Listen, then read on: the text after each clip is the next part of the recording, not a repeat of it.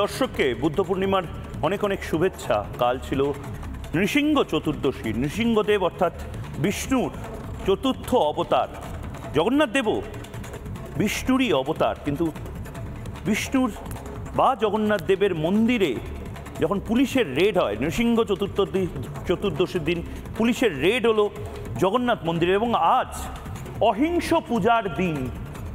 আজ এই বুদ্ধ পূর্ণিমা, অহিংস পূজার দিনে তৃণমূল কংগ্রেস যেন সন্ত্রাসেরই পুজো করল, সন্ত্রাসেরই শরণ নিল।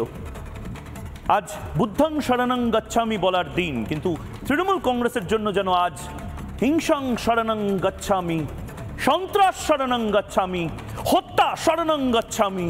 হত্যা, লুট, চুরি, দুর্নীতি, এই সমস্ত কিছুর শরণ তৃণমূল কংগ্রেস নিয়েই চলেছে। আর আমরা ফ্যাল করে দেখতে থাকবো, এটা তো চলতে পারে না। তাই জন্য প্রশ্ন করতে এসেছি।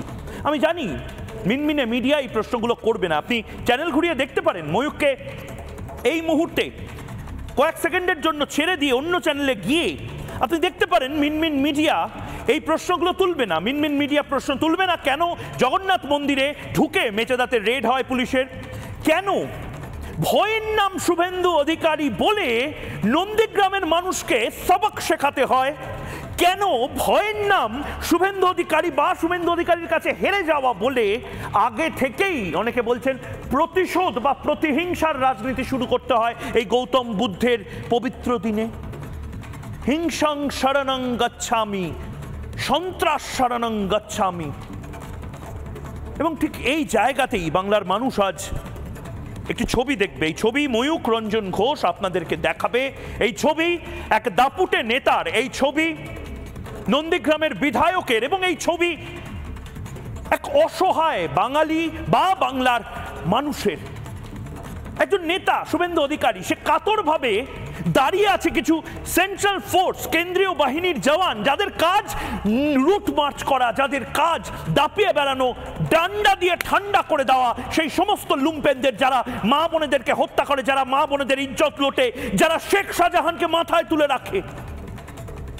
শুভেন্দু অধিকারীর এই কাতর আবেদন আজ বাংলার মানুষ দেখুক, এবং বাংলার মানুষ দেখার পরে ময়ূকের এই প্রশ্ন শুনুক। এই প্রশ্ন দিয়েই জবাব চায় বাংলা শুরু করব। শুভেন্দু অধিকারী কাতরভাবে কেন্দ্রীয় বাহিনীকে কি বলছেন, এত দুর্দণ্ড প্রতাপ নেতা, এত যোগাযোগ, কিন্তু শুভেন্দু অধিকারীও আজ নিজেকে ধরে রাখতে পারেননি। এবং আজ নন্দীগ্রামে যে হত্যা চললো, আজ নন্দীগ্রামে যে সন্ত্রাস চলছে, এটা করতে দেওয়া হলো। তারপর শুভেন্দু অধিকারী কি দেখলো, কি বললো, একবার শুনি।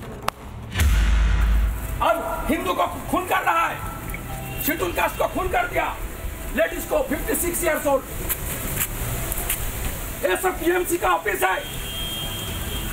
आप लोग कश्मीर को सीधा कर दिया, बंगाल को सीधा कर दीजिए।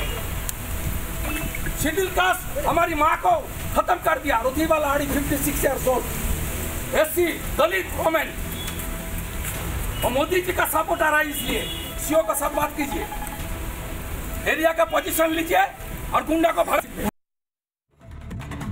সন্ত্রাসবাদীদেরকে যারা ঠান্ডা করে দিয়েছে, আর তারা ঠান্ডা করতে পারছেন না এই গুন্ডা বাহিনীকে, যারা আমাদের মায়েদেরকে, আমাদের বোনেদেরকে খুন করে।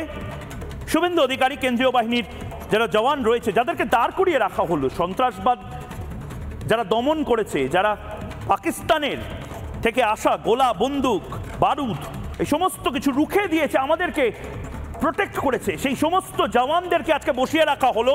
এবং দাপিয়ে বেড়ালো কিছু লুম্পেন বিজেপি কর্মী, সে মারা গেল। 55 বছর বয়সী দলিত মহিলা মারা গেল, খুন হলো, কুপিয়ে পিটিয়ে খুন করা হলো। এবং হাতের কাছে এই লজ্জা লোকাবো কোথায়, হাতের কাছে কেন্দ্রীয় বাহিনীর জওয়ান রয়েছে, ভারী বুটের শব্দ শুনেছিলাম কিছু ঘন্টা আগে, লাঠি ছিল, বন্দুক ছিল, ইনসাস ছিল, কালাশনিকভ ছিল, কিচ্ছু ব্যবহার করা যায়নি। তার কারণ পুলিশের আইসি নাকি ব্যবহার করতে দেয়নি। আপনারা শুনেছেন নিশ্চয়ই শুভেন্দু অধিকারী কি বলেছে, আরেকবার শুনুন। এই শব্দগুলো আমারও কানে বেজেছে, আমারও বুকে এসে লেগেছে, আপনার লাগছে, শুনুন।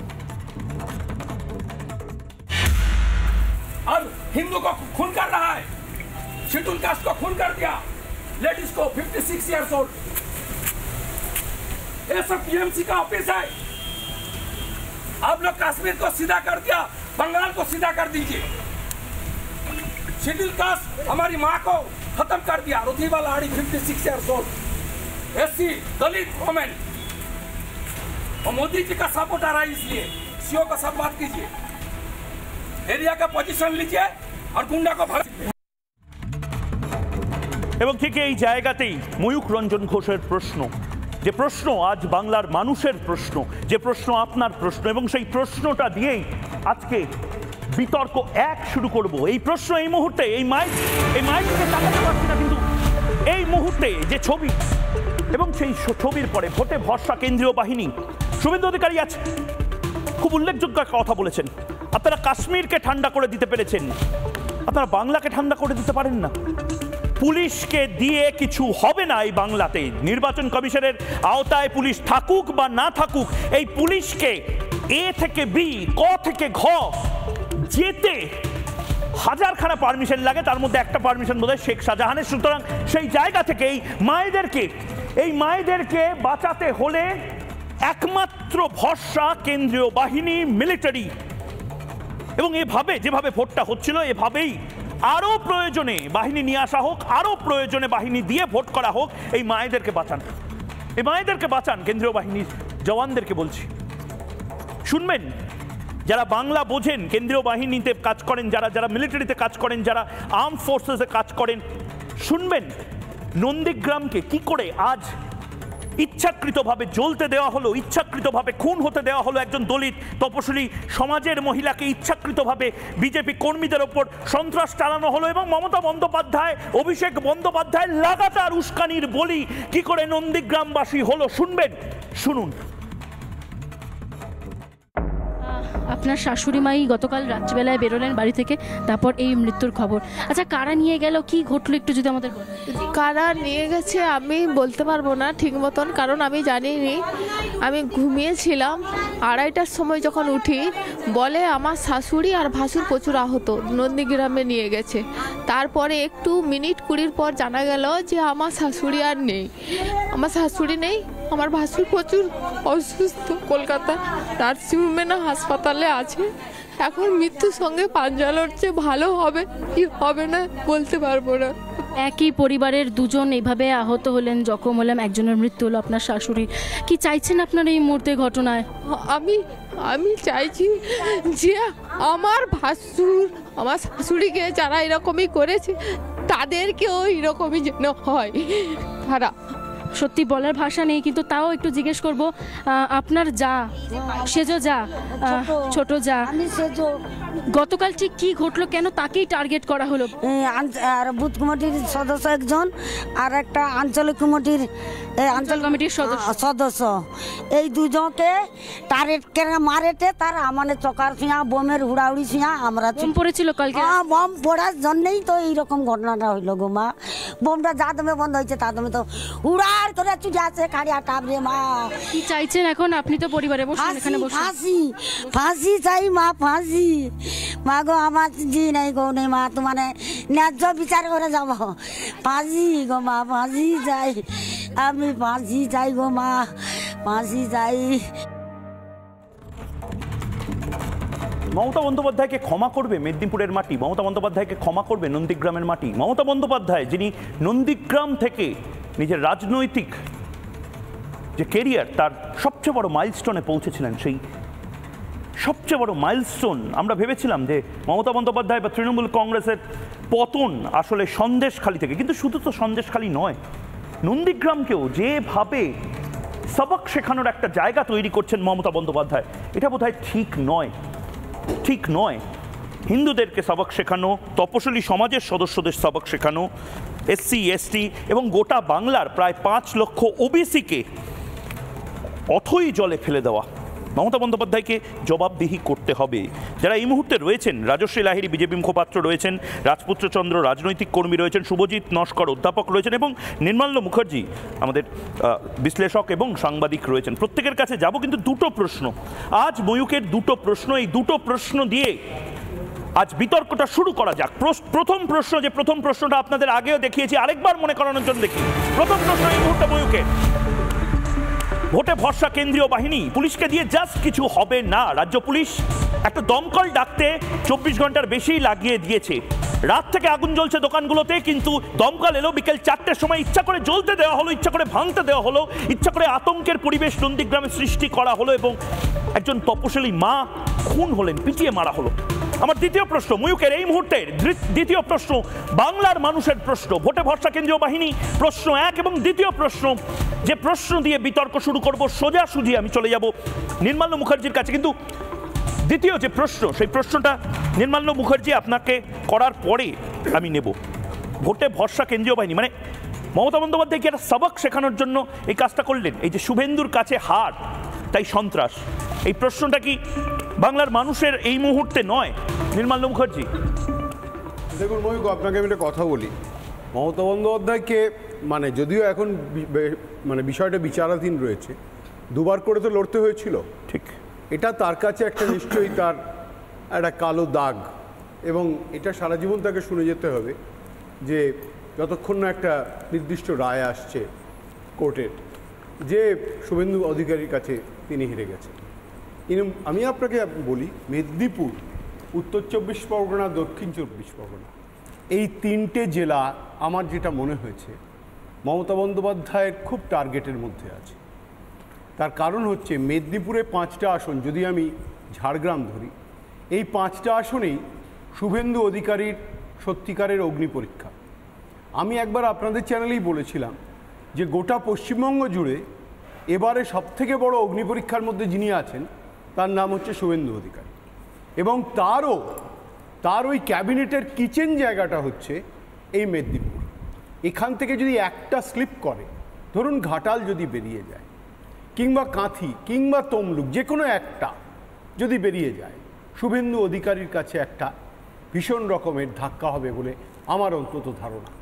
এবং সেই ধাক্কাটা দেওয়ার জন্য, এবং নন্দীগ্রামে যে মমতা বন্দ্যোপাধ্যায়ের যেটা হার এখনও অবধি অফিসিয়ালি দেখানো আছে ইলেকশন কমিশনের রেকর্ডে, এইটা মমতা বন্দ্যোপাধ্যায় কোনোভাবেই ভুলতে পারছেন না। সুতরাং যে কোনো ভায়োলেন্স যখন হয়, আমরা দেখেছি এই ভায়োলেন্সটা ক্রিয়েট করা হয়। এবং কেন ক্রিয়েট করা হয়? না, ভীতির জন্য।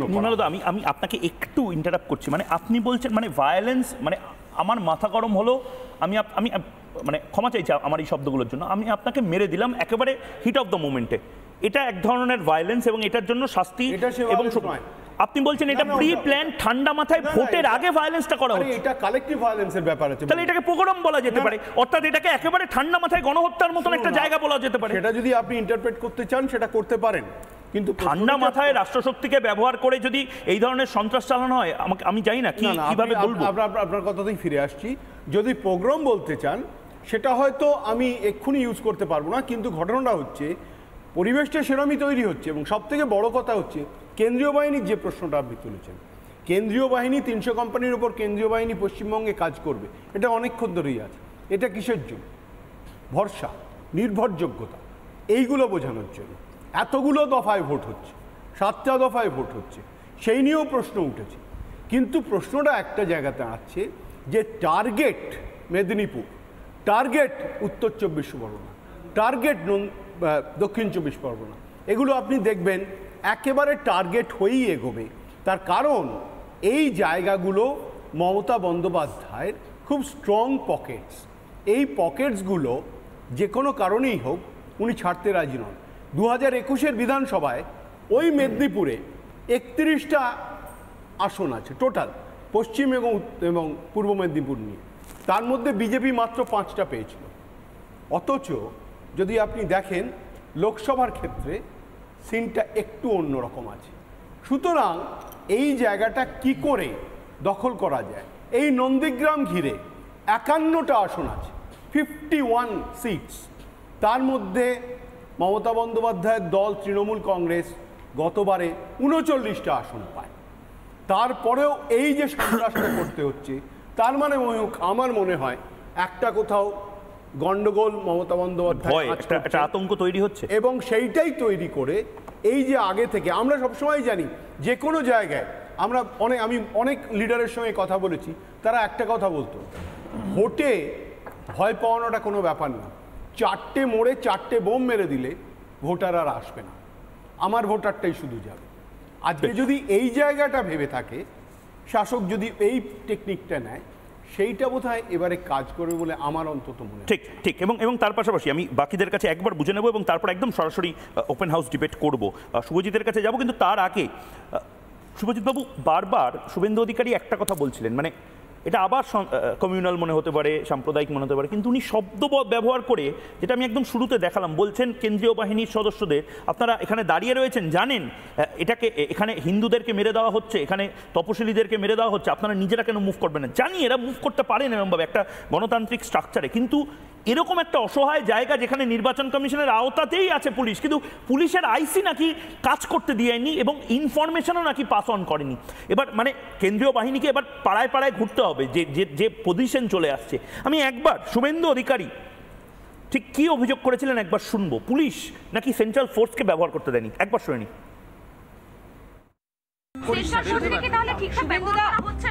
আপনাদের চোখের সামনে দাঁড় করে কেন্দ্রীয় বাহিনীকে দেখুন দেখুন দাঁড় করে রেখেছে।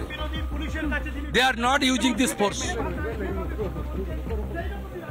আমি তমলুকের চার্জে আছে মিস্টার বিক্রম সিং সিআরপিএফ এর, আমি এক্ষুনি তার সঙ্গে কথা বলবো, এবং এই জোনের চার্জে আছে মিস্টার গ্রেওয়াল সিআরপিএফ এর ডিআইজি মিদনাপুর রেঞ্জ, আমি কথা বলবো। They are not using this forces. ये लोग तो गुंडागर्दी नहीं देख सकता है ना, ये लोग तो पार्टीबाजी नहीं करता है, ये लोग कश्मीर में सीधा करके आया है ना टेररिस्ट को, সেই কারণে কি এখানে বসিয়ে রাখার চেষ্টা করা हाँ হচ্ছে? हाँ यस। তাহলে ভোটের দিন কি এদেরকে আদৌ মুভ হবে? ভোটের দিন কি আদৌ না সে করাবো, যারা চার্জ নিয়েছে তারা ঢুকে যাচ্ছে। আমি শুভজিৎ নস্করের কাছে সরাসরি যাব। শুভজিৎ নস্কর, স্পেসিফিক্যালি শুভেন্দু অধিকারী বিরোধী দলনেতা, নন্দীগ্রামের বিধায়ক, তিনি বলছেন যে এক হচ্ছে পুলিশ, আরে পুলিশ যদি কেন্দ্রীয় বাহিনীকে ইনফর্মই না করে, আমরা এখানে স্টুডিওর মধ্যে বসে রয়েছি, আমার সতীর্থ যারা পিসিআরে রয়েছে বা নিউজ রুমে রয়েছে, তারা যদি ইনফর্ম না করে যে ময়ূকদা এখানে আগুন লেগেছে, তোমরা সবাই মিলে বাইরে বেরো, আমি কি করে জানবো? ঠিক সেরকমভাবে কেন্দ্রীয় বাহিনীর সমস্ত ঢাল তলোয়ার সব রয়েছে থানার মধ্যে বসে রয়েছে, এবং বারবার শুভেন্দু অধিকারী নির্দিষ্টভাবে বলছেন নন্দীগ্রামে তপশিলি সম্প্রদায়ের মানুষ, হিন্দু সম্প্রদায়ের মানুষকে মারা হচ্ছে, ঠান্ডা মাথায় মারা হচ্ছে, এটা কি বলবেন? দেখুন ময়ূক, আমি বলছি যে আজকে পুরো নন্দীগ্রামে, যে নন্দীগ্রামকে ক্যাপিটালাইজ করে আজকে যে শাসক ক্ষমতায় রয়েছে, সেই শাসক নন্দীগ্রামে ক্ষমতায় আসার পর কিন্তু নন্দীগ্রামকে রীতিমতো ত্যায্যপুত্রের মতো করে দিয়েছে। আজকের এখনও পর্যন্ত শুভেন্দু অধিকারী কিন্তু কানেক্টেড থেকেছেন ওই মাটির সাথে। পরে উনি আগামী দিনে কি হবে সেটা সময় বলবে, কিন্তু এখনও পর্যন্ত নন্দীগ্রামের সাথে যদি কেউ কানেক্টেড থাকেন, এটা একেবারে আনডাউটেডলি শুভেন্দু অধিকারী রয়েছেন। আমি বলছি যে নন্দীগ্রামে আজকের যে ভিজুয়ালগুলো আপনারা দেখাচ্ছেন এবং উঠে আসছে, এবং পুলিশের একটা ব্যর্থতা, যে আজকের একটার পর একটা পলিটিক্যাল ভায়োলেন্স হচ্ছে, পুলিশ কিছু করতে পারছে না, এবং এই ভায়োলেন্সগুলো পুরো ইনস্টিটিউশনালাইজড হয়ে গেছে। প্রত্যেকবার মানে আপনি শুভেন্দু অধিকারী এবং আপনি একই দাবি করছেন প্রায়, মানে আমি বলছি আমি কিন্তু বড় কথা বলছি, ইনস্টিটিউশনালাইজড ভায়োলেন্স হয়েছে। মানে এই যে ছবি শুভেন্দু অধিকারী পুলিশ কনভারসেশন, যে ছবিটা আমি একবার দেখানোর চেষ্টা করব, এইটা আপনি বলছেন যে এটার মধ্যে কোনো নাটক নেই, একবার দেখে নিন ছবিটা, একবার কথোপকথনটা শুনি শুভেন্দু অধিকারী এবং পুলিশের। খুনির সঙ্গে ম্যাডাম মিটিং করেছে, এই আইসি মিটিং করেছে খুনির সঙ্গে, আল রাজের সঙ্গে, দেখাচ্ছি মজা। আমি দেখানোর চেষ্টা করছি, রাজ্যের বিরোধী দলনেতা এই মুহূর্তে নন্দীগ্রাম থানার ভেতরে তিনি যাচ্ছেন এবং তিনি এক রাশ ক্ষোভ উগরে দিলেন। যারা খুন করেছে, আমাদের মাকে খুন করেছে, প্লিজ একটু যেতে দাও, আমাকে একটু যেতে দাও। না বসবো না, আপনারা খুনিদের সঙ্গে খুনি মিটিং করেছেন।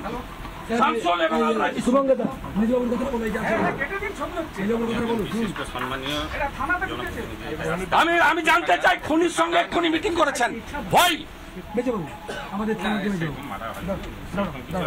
না না ও ঠিক আছে, আপনি কি করেছেন আপনার ব্যাপার, ল অ্যান্ড অর্ডার আমি বলবো না, আমি বলবো শিডিউল কাস্ট পরিবারের বাবা সাহেব আম্বেদকর যাদেরকে প্রোটেকশন দিয়েছে, এসসিদের খুন করছে তৃণমূলের গুন্ডারা। খুব সরাসরি অভিযোগ, এসসিদের, শিডিউল কাস্ট কমিউনিটির সদস্যদের খুন করছে তৃণমূল কংগ্রেস।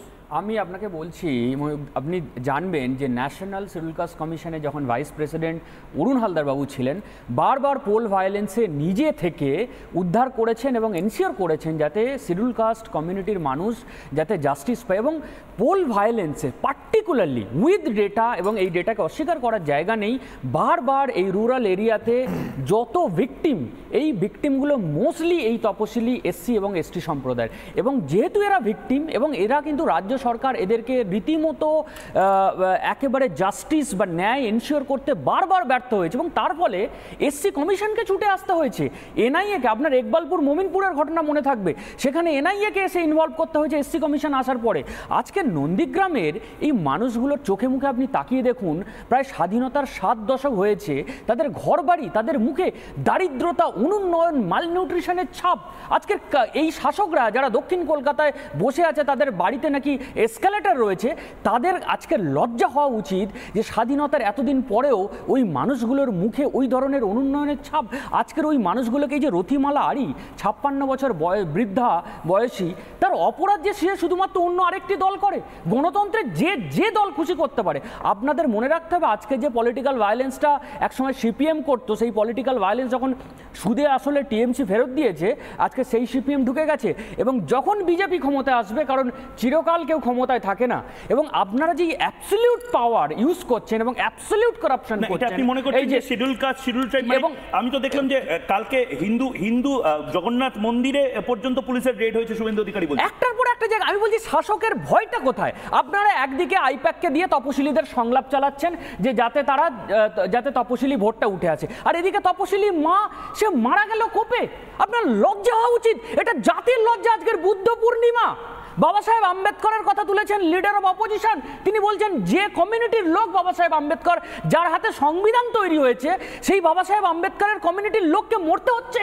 আপনার শাসক, যে আপনি শাসক সকল তথাকথিত, আপনাকে চেয়ার ছেড়ে উঠে এসে ওদের ফেস করা উচিত, ওদের চোখে চোখ রেখে কথা বলা উচিত। আপনার সাহস নেই যে আপনি সন্দেশখালি যাবেন, হাঁসখালির ওই মায়ের সাথে কথা বলবেন, রথিমালা আড়ির পরিবারের সাথে কথা বলবেন, কারণ আপনি দক্ষিণ কলকাতার মানুষের দুঃখ কষ্ট বোঝেন। আপনি প্রিভিলেজ, নোশন, ইমাজিনেশন শুধুমাত্র দেখেন, আপনার কাছে ম্যাটার করে না। আপনার কাছে রুরাল মানুষগুলো, যাদেরকে এখনো পর্যন্ত আপনারা উন্নয়ন করতে পারেননি, গত কয়েক দশক ধরে, 3, 4, 5 দশক ধরে সিপিএম এদের উন্নয়ন করতে পারেনি, তার আগে কংগ্রেস উন্নয়ন করতে পারেনি, আর আজকের আপনি 1 দশকের বেশি সময় ধরে এই মমতা ব্যানার্জির সরকার, তারা উন্নয়ন করতে পারেনি এই এসসি এসটি সম্প্রদায়ের। কিন্তু প্রডিউস করেছে কি কিছু চামচা এসসি এসটি রয়েছে, তাদেরকে শুধুমাত্র রিজার্ভ সিট থেকে জিতিয়ে তাদের ভোট ব্যাংকটা এদের কাছে ম্যাটার করে, নাথিং মোর নাথিং লেস। এবার আমি আপনাকে বলছি যে এই টিএমসির এদের ভোট ব্যাংক পলিটিক্সটা দেখুন। এরা কমিউনিটির যারা সবচেয়ে একেবারে ব্যাকওয়ার্ড, সবচেয়ে ভালনারেবল, সবচেয়ে অপ্রেস, সবচেয়ে মার্জিনালাইজ, এদের কথা ভাবে না। এরা শুধু ভাবে মতুয়া ঠাকুরবাড়ির উন্নয়ন হলে বোধহয় সমস্ত এসসিদের উন্নয়ন হয়ে যায়, এবং সেই জন্য মমতা বালা ঠাকুর আর শান্তনু ঠাকুরদের উন্নয়ন হয়। আর বাকি কোনো যে আপামর এইখানে যে এত বড় একটা এসসি সমাজ রয়েছে, প্রায় মোর দ্যান 25%, তাদের কোনো উন্নয়ন নেই, তাদের কোনো রিপ্রেজেন্ট নেই, রিপ্রেজেন্টেশন নেই। পাশাপাশি আমি রাজপুত্রকে আজকে অনুরোধ করবো, রাজপুত্র যদি একটু আমার সাথে স্টুডিও ট্যুর যে জায়গাটা, সেখানে যাওয়া যায়, কারণ এর দায়িত্বটা তোমাদের কাউকে তো নিতে হবে। আমি অনুরোধ করবো, তুমি আমার সম্মানীয় অতিথি, তোমাদের নেতা, যুব নেতা, দেখো এই মাকে, এই মা জানি তোমার আত্মীয় নন, এই মা তোমার বাড়ির সদস্য না, আত্মীয় নন কে বললো? অবশ্যই কুটুম্বাকম তো শুধু ওনারা বলেন না, আমরাও বলি। ঠিক কথা। এনার বাড়িতে একজনকে কুপিয়ে মেরে দেওয়া হয়েছে বিজেপি করার জন্য, এর দায় টাকার। প্রথমেই তো সমবেদনা জ্ঞাপন করি এনার পরিবার, সমবেদনা সব হয়েছে। অভিষেক বন্দ্যোপাধ্যায় সমবেদনা জ্ঞাপন করেছেন, পরিবার স্বজনহারা। না, আমাকে বলো, অভিষেক বন্দ্যোপাধ্যায় সমবেদনা জ্ঞাপন করেছেন? না, কিন্তু অভিষেক বন্দ্যোপাধ্যায় এই কথাটা বলেছেন, যে কথাটাও তোমাকে শোনানোটা প্রয়োজন। অভিষেক বন্দ্যোপাধ্যায় একেবারে সরাসরি কেন দায়ী হবেন না এই কাজের জন্য, যেখানে অভিষেক বন্দ্যোপাধ্যায় এই ধরনের দায়িত্বশীল রাজনীতিবিদ হয়ে দায়িত্ব জ্ঞানের মতন কথাবার্তা বলেন ঠান্ডা ঘরে বসে? ওই যুক্তি, আচ্ছা বেশ।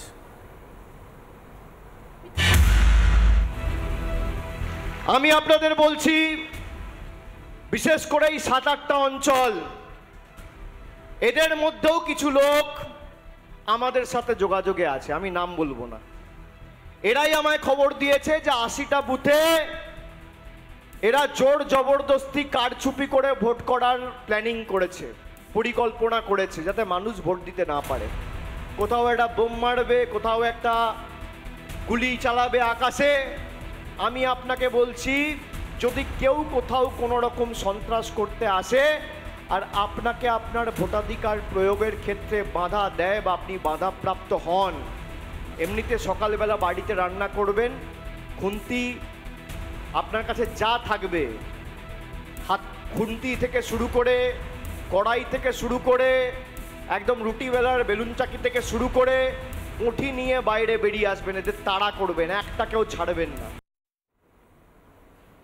রাজপুত্র চন্দ্র, অভিষেক বন্দ্যোপাধ্যায় এটা 22 তারিখ বিকেলবেলা বলেছিলেন, 22 তারিখই মানে ওই 3টে-4টে ভোরের দিকে 23 তারিখ আমি ধরে নিলাম 24 ঘন্টাও কাটেনি, 20 ঘন্টার মধ্যে আজকে বিজেপি কর্মীকে এভাবে কুপিয়ে মারা হলো। ঠিকই তো? দুটো আলাদা ঘটনা। না না, কি করে? সম্পূর্ণ আলাদা ঘটনা। কি করে?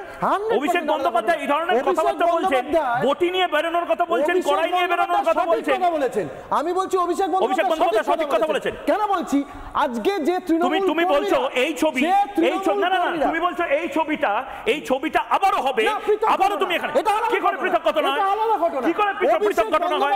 যেটা বলতে চেয়েছেন, অভিষেক বন্দ্যোপাধ্যায় বলতে চেয়েছেন যে সমস্ত তৃণমূল কর্মীদেরকে প্রত্যেক দিন চোখ রাঙানো হচ্ছে যে একবার সরকারে আসি বুঝে নেব, তাদের মনের মধ্যে সাহস জুগিয়ে দিয়ে বিজেপি কর্মীকে খুন করিয়ে দিলে, সাহস জুগিয়ে বিজেপি কর্মীকে খুন করিয়ে দিলে। সার্টেনলি নট, এটা দুটো আলাদা ঘটনা। কেন জুড়ে দেওয়া হচ্ছে? আমি একবার একটু থাকো তুমি, আমি একবার রাজস্বীর কাছে যাব। সাহস জোগানোর জন্য অভিষেক বন্দ্যোপাধ্যায় এই বটি, কড়াই, এই সমস্ত নিয়ে মারধরের কথা বলেছিলেন, খুব ভালো করেছিলেন, কিন্তু বিজেপি কর্মী তো খুন হয়ে গেল, দায় কে নেবে?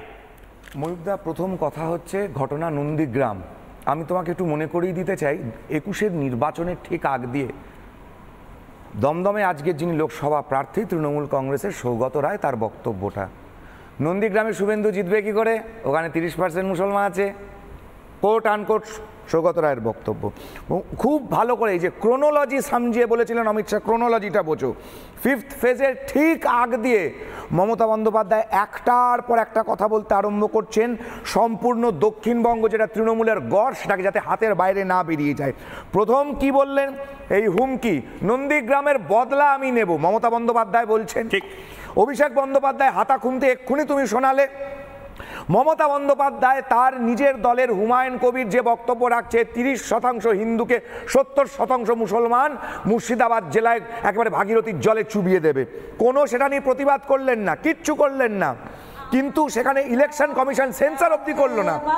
কোনো কিছু না করে আজকে দাঁড়িয়ে তাদেরকে এই জায়গায় করা হলো। গত কয়েকদিন আগে গতকালকে হাওড়াতে একটা 6 বছরের বাচ্চা মেয়েকে রেপ করার প্রচেষ্টা, সেটার পর্যন্ত কমপ্লেন না নেওয়া। তুমি দেখো এসসি এসটি সংক্রান্ত কমপ্লেন পশ্চিমবঙ্গ রাজ্য সরকারের তরফ থেকে কতখানি গেছে, এনসিআরবি রিপোর্টে কতটা আছে, আর প্রত্যেকটা জেলা ওয়াইজ ডেটা ইন্ডিভিজুয়ালি কালেক্ট করো, পশ্চিমবঙ্গ রাজ্য সরকার এনসিআরবিতে ডেটা ভুলভাল পৌঁছাচ্ছে। এবার আমি তোমাকে একটা কথা বলি, এর সঙ্গে সঙ্গে এই যে সাম্প্রদায়িক ব্যাপারটা, এর সঙ্গে সঙ্গে যুক্ত হলো কি চুপি সারে ইমাম ভাতা। 16,000 ইমাম ছিল, 40,000 ইমাম ভাতা পাচ্ছে। কারা পাচ্ছে, কোথায় পাচ্ছে কেউ জানে না, কিন্তু চুপচাপ দেওয়া হচ্ছে, ইমাম ভাতা বাড়িয়ে দেওয়া হচ্ছে, কারণ ইমামরা গিয়ে বলবে। এর সঙ্গে যুক্ত কি ওবিসি সার্টিফিকেট। এই ওবিসি সার্টিফিকেট কে পেয়েছে? পশ্চিমবঙ্গের যারা ভূমিপুত্র মুসলমান, যারা দেশ বিভাজনের পরে দেশ ছেড়ে যায়নি পাকিস্তানে, তারা পায়নি। যারা ইললিগাল ইনফিল্ট্রেটর, অবৈধ অনুপ্রবেশকারী চেষ্টা ধরা পড়ে গেছে, তাদেরকে, যারা রাজাকার, যারা বাংলাভাষী মুসলমান আর বাঙালিদেরকে পূর্ব পাকিস্তানে হত্যা করেছিল অপারেশন সার্চলাইট, যাদেরকে আশ্রয় দেওয়া হয়েছিল, তাদেরকে এই পরিপ্রেক্ষিতে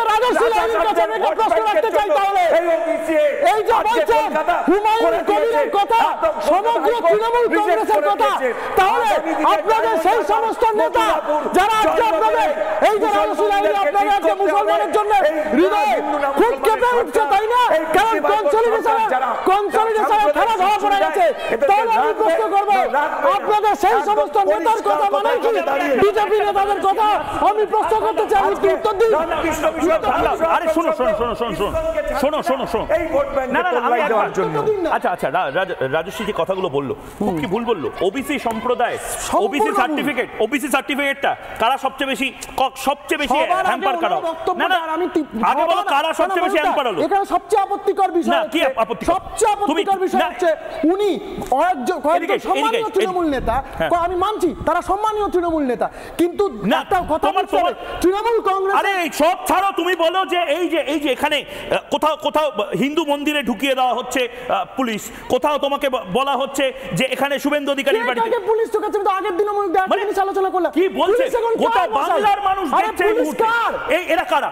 এই আগুনটা কোথায় লেগেছে? আরে বাবা এর মধ্যে তৃণমূল কংগ্রেস কি কোথায় পেলেন? আরে এখানে এটা কারা করেছে? এটা কে কাদেরকে? তৃণমূল কংগ্রেসের দায় এটা, মানে তৃণমূল কংগ্রেস মঙ্গল করে থাকে। কি বলছো তুমি? এই মুহূর্তে ল এন্ড অর্ডার ইলেকশন কমিশনের সমস্ত দায়িত্ব ইলেকশন কমিশনের, আমি জানি না ইলেকশন কমিশনকে ছেড়ে আচ্ছা রাজশ্রী চলো রাজশ্রী ইলেকশন কমিশনের সব দায়িত্ব এটা ভুল বলা হচ্ছে, এটা ভুল বলা হচ্ছে। ইলেকশন কমিশনের দায়িত্ব শুনেনি একবার ইলেকশন কমিশনের দায়িত্ব ইলেকশন সংক্রান্ত ল এন্ড অর্ডার এখন অবধি পশ্চিমবঙ্গ পুলিশকে দেখতে হবে। বুথের ভেতরে বুথের বাইরে যদি পারাজয় করে ইলেকশন কমিশন পশ্চিমবঙ্গের একটা কথা বলে দিই, যে কথাটা আমি বললাম তখন যে ইলিগাল ইমিগ্রেন্টসরা ব্যবহার করেছে, এটা ন্যাশনাল কমিশন ফর ব্যাকওয়ার্ড ক্লাসের যে চেয়ারম্যান তারা যখন পশ্চিমবঙ্গের রাজ্য সরকারের আধিকারিকদের সঙ্গে আলোচনা করতে আসে তারা কোনো সার্টিফিকেট কোনো প্রমাণ দেখাতে পারেনি, কারণ পশ্চিমবঙ্গের আধিকারিকরা পলিটিসাইজেশন হয়ে গেছে মমতার ইশারায়। আমি দুজনকেই থামাচ্ছি। নির্মলদা আপনার কাছেও আসবো। মমতা বন্দ্যোপাধ্যায় খুব ইন্টারেস্টিং, আমাকে পিসিআর বললো খুব ইন্টারেস্টিং একটা কমেন্ট করেছেন আজকে, সেটা শোনাবো। কিন্তু তার আগে বাংলার মানুষ এখন যারা লাইভ দেখছেন, লাইভ স্ট্রিমিংয়ে সারা বিশ্ব থেকে ইউটিউব, ফেসবুক, টুইটারে যারা ভোটে অংশগ্রহণ করছেন, আমাকে পিসিআর জানালো প্রায় 51,000 50,000-এর বেশি মানুষ এই মুহূর্তে আমাদেরকে দেখছেন। অনেক ধন্যবাদ। জবাব চাই বাংলা যারা দেখছেন তাদেরকে একটা প্রশ্ন করেছিলাম ফেসবুকে, মমতা বন্দ্যোপাধ্যায়কে ক্ষমা করবে মেদিনীপুরের মাটি? অবশ্যই এই প্রশ্নটা একটু ধাক্কা দেওয়ার মতন প্রশ্ন, কিন্তু প্রশ্নটায় হ্যাঁ বলছেন 13% মানুষ, না বলছেন 87% মানুষ। এই বাংলার বা বিশ্বের বিভিন্ন জায়গা থেকে যারা জবাব চায় বাংলা দেখছেন তারা বলছেন মমতা বন্দ্যোপাধ্যায়কে মেদিনীপুরের মাটি ক্ষমা করবেন না। কখনো নন্দীগ্রামের বিভিন্ন মিথ্যাচারের জন্য, কখনো এই আজকে জাস্ট হেরে গেছেন বলে যে প্রতিহিংসা হচ্ছে বলে শুভেন্দু অধিকারী অভিযোগ করছেন তার জন্য। ইউটিউবে এই মুহূর্তে দেখি কতজন এই মুহূর্তে ইউটিউবে এই মুহূর্তে 13% মানুষ আর 87% মানুষ বলছেন না ক্ষমা করবে না, 13% মানুষ বলছেন হ্যাঁ ক্ষমা করবে মমতা বন্দ্যোপাধ্যায়। এক্স হ্যান্ডেলে যারা অফিসে বসে বা বিভিন্ন সময় বিভিন্ন জায়গাতে ঘুরতে ঘুরতে টুইট করতে করতে ময়ূককে দেখছেন এবং নিজের ওপিনিয়ন দিচ্ছেন, তাদের মধ্যে থেকে 11% মানুষ মনে করছেন মমতা বন্দ্যোপাধ্যায়কে ক্ষমা করবে। বাংলার মানুষ নয়, একদম নির্দিষ্টভাবে মেদিনীপুরের মানুষ। এবং 89% মানুষ বলছেন মমতা বন্দ্যোপাধ্যায়কে মেদিনীপুরের, অর্থাৎ ঘাটাল হোক, তমলুক হোক, মেদিনীপুর শহর হোক, পশ্চিম মেদিনীপুর, পূর্ব মেদিনীপুর, অবিভক্ত মেদিনীপুরের মানুষ মমতা বন্দ্যোপাধ্যায়কে অন্তত কোনোদিন ক্ষমা করতে পারবেন না। খুব ডাইসি সিচুয়েশন। নির্মলদা, আমি আপনার কাছে যাব এই প্রসঙ্গে, বাংলার মানুষ যেটা বলছেন সেই প্রসঙ্গে। কিন্তু মমতা বন্দ্যোপাধ্যায় আজকে খুব ইন্টারেস্টিং একটা কথা বলেছেন, সরে যাওয়ার কথা। কখন তিনি সরে যাবেন? এই ভোটটা তো দেখালাম যে ভোটটা জবাব চায় বাংলাতে ময়ূক করেছে, কিন্তু মমতা বন্দ্যোপাধ্যায় কি বলছেন, কোন মানুষের রিজেকশনের পরে তিনি সরে যাবেন একবার দেখে নিন। আমি শুধু মানুষকে ভয় পাই। যেদিন মানুষ বলবে আমরা তোমায় ভুল বুঝছি, তুমি বিদায় নাও, আমি মাথা নত করে চলে যাব, কিন্তু তবু মানুষকে ভুল বুঝবো না। বাপু নিশ্চয়ই হয়তো কোথাও ভুল করেছি, কিন্তু আমি জেনে শুনে ভুল করার লোক নই। এমনকি বাড়িতেও যদি আমাকে কেউ ভুল করে আমি তাকে থাপ্পড় মেরে বাড়ি থেকে বের করে দিই। নির্মলদা, এটা কি হলো? মমতা বন্দ্যোপাধ্যায় আগাম একটা এক্সিট রুট কি খুঁজে বের করছেন? যে কথাটা উনি বললেন না, এই কথাটা বললে ওনাকে এক্ষুনি সরে যেতে হয়। 48% ভোট পেয়েছিলেন, 52% ওর বিরুদ্ধে ভোট দিয়েছে। এটা কোনো কথা? এই কথাগুলো আপনারা দাম দেন? কোনো কোনো কোনো সুস্থ মস্তিষ্কের লোক এগুলো বলবে না। এই কথাগুলোর কোনো দাম নেই, মূল্যহীন কথাবার্তা। 52% is against her, let her step down, সরে যান উনি। নন্দীগ্রামে এই ধরনের এবার আপনাকে আমি বলি, আপনাকে এই উত্তরটা দিয়ে দিলাম। মমতা বন্দ্যোপাধ্যায়ের কথার কেন গুরুত্ব দেওয়ার দরকার নেই, এই সমস্ত আবেগপ্রবণ কথা। দ্বিতীয় কথা হচ্ছে টার্গেট বিজেপি। টার্গেট বিজেপিটা আপনারা দেখতে পাচ্ছেন না কি? টার্গেট শুভেন্দু, টার্গেট নন্দীগ্রাম, এগুলো দেখতে পাচ্ছেন না। সেইটাই হচ্ছে মেন। মমতা বন্দ্যোপাধ্যায় দল তৈরি করার পর শুভেন্দু অধিকারী যখন ওনার সঙ্গে আসে, তারপরে মানে উনি বলতে পারবেন যে যতদিন না শুভেন্দু অধিকারী ছেড়ে গেছেন উনি কতবার মেদিনীপুর গেছেন? পুরো দায়িত্বই শুভেন্দু অধিকারীর ওপর ছিল। আজকে সেইখানে উনি হেরে যাবার পর ওনার নিশ্চয়ই সাদা কাপড় একটা কালির দাগ তো বটেই। সুতরাং সেই অপমানটা তো রয়েছে। তাই টার্গেট নন্দীগ্রাম, টার্গেট মেদিনীপুর। মেদিনীপুরে শুভেন্দু অধিকারীকে যদি ধাক্কা দেওয়া যায়, এর থেকে বড় জয় তৃণমূলের আর কিছু নেই। ঠিক, এবং একদম আমি বাকিদের কাছে যাব, কিন্তু এই মুহূর্তে আমার প্রতিনিধি পিঙ্কি এই মুহূর্তে রয়েছে নন্দীগ্রামে। নন্দীগ্রাম আবার বাঙালির এবং বাংলার সেন্টার অফ অ্যাট্রাকশন। এই মুহূর্তে সকালে আমরা দেখলাম যেভাবে জাস্ট বসিয়ে রাখা হলো, জাস্ট সিম্পলি কেন্দ্রীয় বাহিনীকে বসিয়ে রাখা হলো। অবশেষে রাত্রে আমরা দেখছি টহল দিচ্ছে কেন্দ্রীয় বাহিনী। অশান্ত নন্দীগ্রাম, টহল দিচ্ছে রাতে কেন্দ্রীয় বাহিনী। পিঙ্কি এই মুহূর্তে রয়েছে। পিঙ্কি, এই মুহূর্তে নন্দীগ্রামের কি পরিস্থিতি?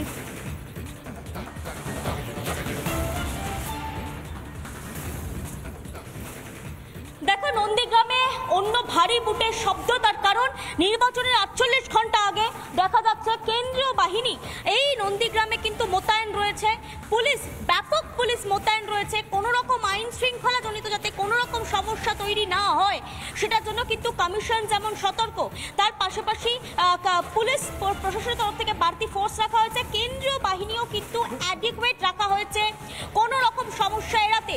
নন্দীগ্রামের মনসা বাজার, যেখানে আজও বিক্ষোভ হয়েছিল গতকাল, সোনাচূড়ার এই মনসা বাজার যেখানে কার্যত উত্তপ্ত, গতকালও এখানে মুহুর্মুহু আগুন লাগিয়ে দেওয়া হয় দোকানে, পরপর দোকান ভাঙচুর হয়, অটো বাইক ভাঙচুর হয়। সেই জায়গায় আজকের যাতে কোনো রকম সমস্যা তৈরি না হয়, এবং তোমাকে এটাও বলে রাখি, মৃত বিজেপি কর্মী রতিবালা আরের দেহ আর কিছুক্ষণের মধ্যে এসে পৌঁছবে।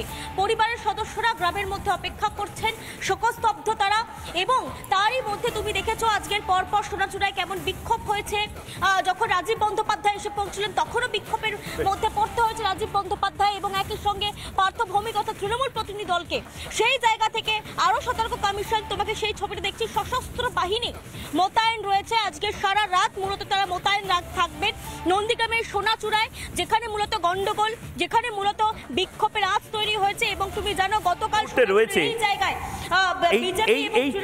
একদম পিঙ্কি ঠিক এই জায়গাতে আমি স্টুডিওতে রয়েছি এবং অতিথিরাও যারা রয়েছেন তারাও দেখতে পাচ্ছেন কি বিপুল পুলিশ বাহিনী, কেন্দ্রীয় বাহিনীরা রয়েছে। আমি রাজস্বীকে জিজ্ঞেস করছি, রাজস্বী, এটা তো মানে বিজেপির দায়িত্ব বলবো না, কিন্তু এটা তো তোমাদেরও দেখার দায়িত্ব। মানে আমাদের একজন প্রতিনিধি 28-29টা কেন্দ্রীয় বাহিনী জাস্ট এইটুকু স্কোয়ার ফিট এলাকাতে, এটা তো গোটা নন্দীগ্রামে ছড়িয়ে দেওয়ার কথা ছিল। রাজস্বী, দুর্ভাগ্যের বিষয় ময়ূকদা, এটাই মেদিনীপুরের মাটি, এই জায়গার মাটির ইতিহাসটাই কথা বলছে। সেই জায়গাটা সংগ্রামের ইতিহাস। প্রথম ব্রিটিশের বিরুদ্ধে বিদ্রোহ, চুয়ার বিদ্রোহ, রানী শিরোমণি, তার বহু পরে রানী লক্ষ্মীবাই, যাকে বলা হতো মেদিনীপুরের লক্ষ্মীবাই, এটা মাতঙ্গিনী হাজরা, এটা ক্ষুদিরাম বোস, সত্যেন্দ্রনাথ বাবুদের জায়গা। ক্ষমা করবেন এই মাটি? অবশ্য মমতা বন্দ্যোপাধ্যায়কে ক্ষমা করবে না, কারণ মমতা বন্দ্যোপাধ্যায় মেদিনীপুরের সঙ্গে বিশ্বাসঘাতকতা করেছেন। যে মেদিনীপুরের মাটিতে দাঁড়িয়ে রমাপ্রসাদ দা, যে প্রদীপ কাকুর আন্দোলন করেছিলেন কেশপুর গড়বেতার, সেটাকে পুরো সমস্ত কিছু একা মমতা নিজে করেছেন বলে ক্ষীর খেয়ে বেরিয়ে গিয়ে আজকে আবার সেই একই খেলা খেলছেন। লড়াই কারা করলো, সামনে মুখ হয়ে শুধু নিজে কৃতিত্ব নিয়ে নিলেন। এর বাইরে মমতা ব্যানার্জি আর কিচ্ছু করেননি। শিশির অধিকারীকে দিয়ে ট্রলার বিক্রি করিয়ে সেই টাকা দিয়ে এই গড়ের মাঠে টাবু, তার সঙ্গে সঙ্গে বিছানা বালিশের ব্যবস্থা করে সেই অর্থের বিনিময় সেই কেশপুর গড়বেতার মানুষ গুলোকে এখানে রেখে সেখানে দিয়ে ভোটের সমীকরণ তো অন্য কথা। এটা কি করে কাউন্টার করুন। ভোটের সমীকরণ কি কথা বলে, ভোট দিয়ে সব কিছু তো বিচার হয় না। 34 বছর ভোটের সমীকরণে মমতা বন্দ্যোপাধ্যায়কে বারবার করে সিপিএমের কাছে হারতে হয়েছে, হারতে হয়নি এটা তো নয়, কিন্তু ভোটের সমীকরণ আর বাস্তবতা দুটোর সঙ্গে আকাশ পাতাল তফাৎ আছে। আমরা অবশ্যই হারানো যাবে। মেদিনীপুরের মাটি থেকে মমতা বন্দ্যোপাধ্যায় 5-এ পুরো শূন্য পাবে, বিজেপি 5-এ 5 পাবে। যদি ভয় না থাকতো তাহলে 14 সালে বাবুল সুপ্রিয়কে যেরকম রাত 3:30 হিরণে ওখানে হতো না, ইসকনে গিয়ে রেড করতে হতো না। আমার সময় শেষ। রাজপুত্র তুমি 30 সেকেন্ড বলে না ঢুকে একটা কথাই বলবো, 2019 থেকে শুধু মিদনাপুর কেন, শুধু মিদনাপুর কেন, তোমরা হেরে যেতে পারো বলে শুভেন্দু অধিকারীর কোলাঘাটের বাড়িতে রেড করতে হচ্ছে। আমরা রেড করিনি ময়ূকদা, জগন্নাথ মন্দির আমরা রেড করার কে বলেছে? আমরা রেড করার কে? 41 এর এসব বাজে কথা, আবার বাজে কথা। ওরে বাপ রে বাপ, 5-0 বলে হারবে বলে বলে বলে দেওয়া হবে। মেদিনীপুরের মাটি, মেদিনীপুরের মাটি। আচ্ছা এবার টাইমার দিয়ে দিই। রাজপুত্র টাইমার 30 সেকেন্ড বলো বলো। কেউ পরিষ্কার কথা, শুধু মিদনাপুর বলে নয়, 2019 থেকে ভারতীয় জনতা পার্টির একটা ক্লিয়ার মোটাস অপারেন্ডাই দেখে যাচ্ছি। এনারা বারবার বলেন দেখে নেব দেখে নেব, সরকার এলে দেখে নেব, কিছু আলটিমেটলি করতে পারে না। 2021-এও একই হুমকি ছিল, 2019 থেকে হুমকিটা স্টার্ট ছিল। 2021-এর পর সরকার এলে দেখে নেব। এই 2021-এ হেরে যাওয়ার পর পোস্টপোল ভায়োলেন্সের নামে একটা বলছে পোস্টপোল ভায়োলেন্স হচ্ছে, আর্টিকেল 356 লাগু করবো। সেও গেল, সেও সেগুড়ে বালি হলো না। এখন দিনের পর দিন সব গেছে, দেউলিয়া হয়ে গেছে, কিছু না পেয়ে এখন এই ধরনের খারাপ ঘটনা, বাজে ঘটনা, সেই ঘটনাগুলোকে নিয়ে রাজনীতি করবার চেষ্টা করছে। লজ্জা লজ্জা করা উচিত ভারতীয় জনতা পার্টির। আমি বাকিদেরকে থামাচ্ছি, আমার শেষ 1 মিনিট। শুভজিৎ নস্করকে আমি দিচ্ছি। বেশ বেশ হয়ে গেছে হয়ে গেছে একদম। শুভজিৎ নস্কর হয়ে গেছে হয়ে গেছে। বেশ বেশ শুভজিৎ নস্কর। আমি বলছি যে ভারতবর্ষ গণতান্ত্রিক দেশ হিসাবে সারা বিশ্বের কাছে একটা মডেল, এই জন্য যে এখানে গণতন্ত্রের পূজা করা হয়। কিন্তু ইলেকশন তার অন্যতম এক ধারক এবং বাহক, যে এই ইলেকশনই এনশিওর করে যে ভারত কতটা গণতান্ত্রিক দেশ এবং ভারতের সোসাইটি কতটা গণতান্ত্রিক, এবং সেখানে ফ্রি অ্যান্ড ফেয়ার ইলেকশনের কথা বলা হয়। ফ্রি অ্যান্ড ফেয়ারের জায়গায় ফেয়ার তৈরি করা হচ্ছে এখানে। আপনি দেখুন, এই ভোটের আগে রথিমালা আড়ির মতো একটা দলিত মহিলা, যার বাড়িতে অনুন্নয়নের ছাপ, অপুষ্টির ছাপ, সেই মহিলারা তাদেরকে এই যে এসসি সমাজকে কি বার্তা দেওয়া হচ্ছে, আপনারা ভোটে যাবেন না, ভোট দিতে যাবেন না, আপনাদেরকে একটা থ্রেটনিং ফিয়ার তৈরি করা হচ্ছে। এবং আমি বলছি নন্দীগ্রাম থেকে শুরু করে বিস্তীর্ণ উত্তরবঙ্গ, দক্ষিণবঙ্গ, সুন্দরবনের বিভিন্ন এরিয়া, শামশেরগঞ্জ এবং দুপাশেই দক্ষিণ 24 পরগনা এবং নর্থ 24 পরগনা, এখানে কোনো উন্নয়ন নেই। আজকের আপনি নন্দীগ্রামে সেই জায়গা থেকেই যতই সন্ত্রাস করুক, যতই ভয় ধরানোর চেষ্টা করুক, যতই বুদ্ধং শরণম গচ্ছামির জায়গায় সন্ত্রাস শরণং গচ্ছামি, হিংসাং শরণং গচ্ছামি, এই সমস্ত কিছু চালিয়ে যেতে পারে তৃণমূল কংগ্রেস, কিন্তু আমি মিনমিন করবো না, চোখে চোখ রেখে এই ধরনের ভণ্ডামিগুলো ভাঙবো এবং প্রশ্ন করে যাব চোখে চোখ রেখে। ছোট্ট বিরতির পর ফিরে আসছে ময়ূর, সঙ্গে থাকুন।